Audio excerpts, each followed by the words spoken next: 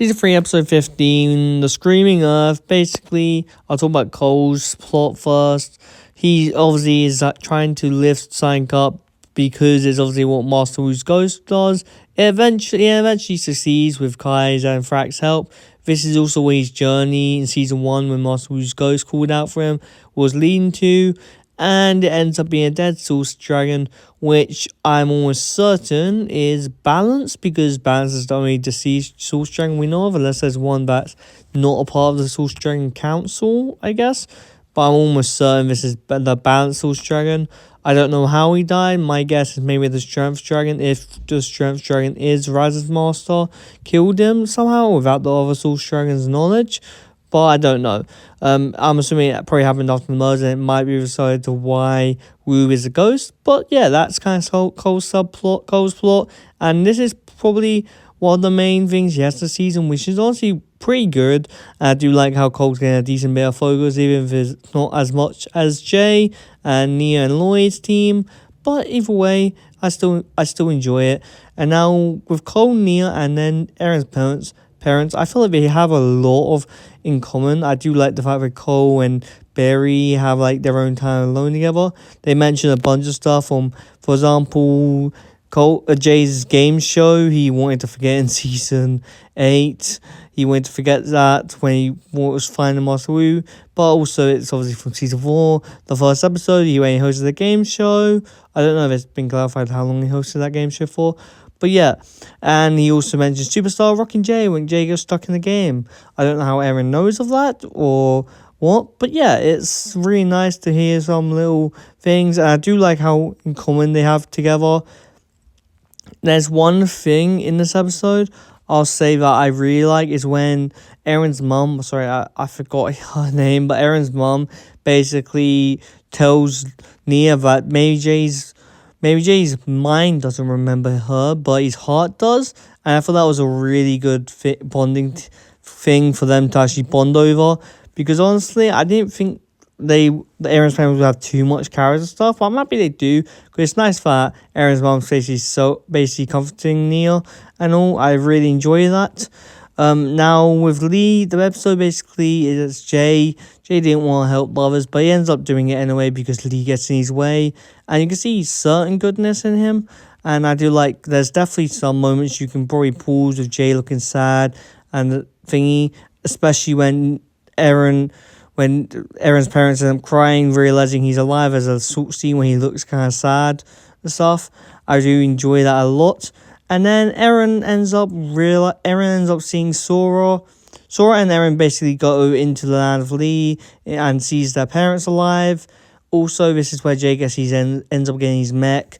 I don't really care about the mech too much. It's cool, but it's not part of the story. Anyway, he ends up getting his mech. And Aaron and Sora ends up seeing his parents, and they end up helping him. And then there's this little thing between Sora and one of the Lees. Basically, Lee telling him what happened. Yeah, I do really like the whole reason of why Lee's doing this. Of course, he had the whole land of Lee to himself, which is honestly a really interesting thing, because I don't know why the land of Lee was created with just one person. And like I said, I also don't know what his powers are meant to be, because it's not an element, I don't think. But all in all, also we get to see what the merge looked like from his perspective. And honestly, it's really nice. He also didn't know of any other lands other than the land of Lee. And then he ends up meeting some random person. And his first actual friend, he ended up enjoying it. Then his first friend ended up leaving. And he basically didn't want any friends to leave again. So he basically tricked the administration to dropping off people at the land of Lee so he can have all the friends to himself. And yeah, at the end of the episode, he basically does calm down all the other Lees and tells them that we shouldn't be lying and all that. And then it's kind of cut short because, well, I don't know how, but they end up using the administration portals and basically showing up at the land of Lee, and they end up corrupting one Lee, which, well, basically sucking the soul out of one Lee, and all the other Lees end up turning into a mindless zombie, which is honestly more scary than Lee's also been the whole thing, because imagine multiple zombies that look alike just coming at you, like, thingy, that kind of look like is walking towards you. Yeah, that's probably the most scariest Lee been, just like mindlessly. And he was also actually already trying to change, and then he ends up getting thingy dry. I'm happy that they're not gonna stay alive Lee that long, but at the same time, it's just definitely really scary. I don't really find any fault with this episode at all. I feel like it's a great episode, and it deserves to be great because there's really nothing I can really fault with this episode. Cole's whole plot was really nice.